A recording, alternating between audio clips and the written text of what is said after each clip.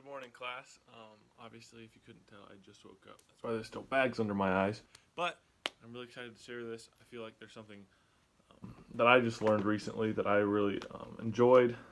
There's something that I never realized from the Bible, which is just really important to me and really cool to me to see that no matter how many times you've read the Bible, you can always learn something new. Um, for me, this was something that you'd think that you read Genesis so many times that you never learn something new, especially something like the story of Abraham. I've read it so many times that you've heard the story so many times that you don't think that there's anything new to hear. But I'm going to be reading from Genesis 13, and this is kind of towards the beginning of the story. It's right after Abram at this point left everything. He left his family, he left his friends, he left his land, and just followed God. And so, in Genesis 13, Abram and Lot are going, and their herdsmen are fighting because there's not enough grass and land for them to all be there. In verse 8, Abram says, "Let's not allow this conflict to come between us and our herdsmen. After all, we are close relatives. The whole countryside is open to you. Take your choice of any section of the land you want, and we will separate. If you want the land to the left, then I'll take the land on the right. If you prefer the land on the right, I'll go to the left." So Abram surrendered his land. He gave up the choice. He gave up the first choice, and that might seem contradictory to what you would think, because Abram had every right to take the land that he wanted. He was the one that God called in the first place.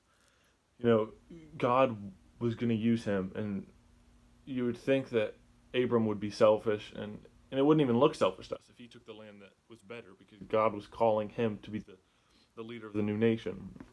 As we see, he was sacrificial and gave up that land. And so if you go forward a couple verses, after Lot had gone, in verse 14, the Lord said to Abram, "Look as far as you can see in every direction, north, south, east, and west. I'm giving all this land to you, as far as you can see, to you and your descendants as a permanent possession."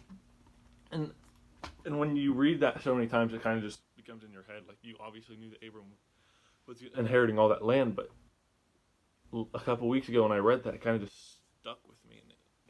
And it helped me realize that, when Abram gave that up, and when he was humble, and when he realized that God might have had different plans for him than what he had for his own, he received more. God blessed him greatly when he was willing to surrender what he already had. And so this story from the Bible goes to show that sometimes we have to give up what we want in order for God to show us what he wants. And sometimes there might not be bigger blessings like this. Like, Abram gave up land and got more land. But, God always will use that for good. And blessings will come. It reminds me, I've been reading Drew Brees' autobiography, which is really good. But there was a point in his career when he tore his shoulder, like tore it completely up. And quarterbacks don't recover from that because they need that shoulder.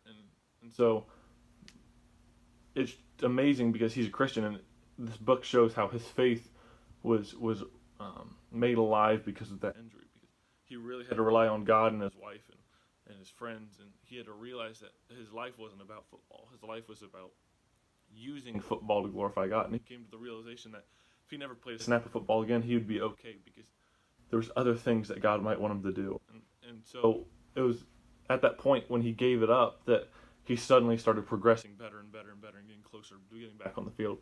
So that was really encouraging, reading those two things kind of back to back for me, because we're going to be moving into this time where there's a lot of important choices to be made, and we need to make choices wisely and think about what God would want for our lives. And so whether it's choosing your school, your major, your boyfriend, your girlfriend, what kind of car you're going to get, all these things, they're important decisions in our life. But when we give them up to God and let him make that decision for us and let him guide our decision making, he will bless us greatly. So I just want to encourage you guys with that. I hope that you found something encouraging out of this, and I miss you guys. I can't wait to see you again. Love you guys.